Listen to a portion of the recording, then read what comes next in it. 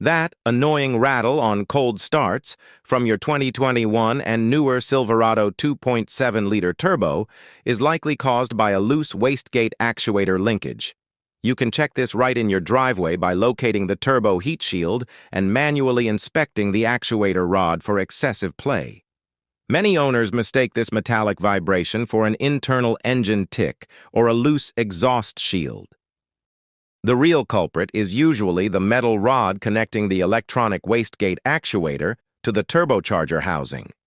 GM has released updated spring clips for this exact issue to eliminate the noise without replacing the entire turbo assembly.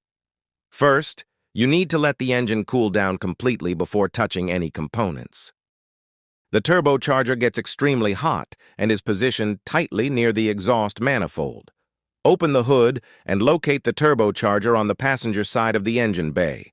Look for the electronic actuator box mounted right near the main heat shield. A solid metal rod extends from this actuator box down to the wastegate lever. Reach down and gently wiggle this connecting rod with your fingers. A tiny bit of movement is completely normal for regular operation. If it rattles loudly against the metal and feels completely loose, the factory tension clip has likely failed or weakened over time.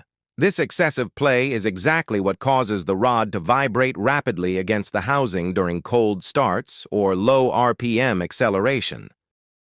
Installing the updated anti-rattle clip takes just a few minutes using a standard pair of long needle nose pliers. You simply slide the new upgraded clip directly over the linkage joint to provide the necessary tension. This quick driveway check saves you the massive headache of replacing expensive heat shields or diagnosing false engine knocks.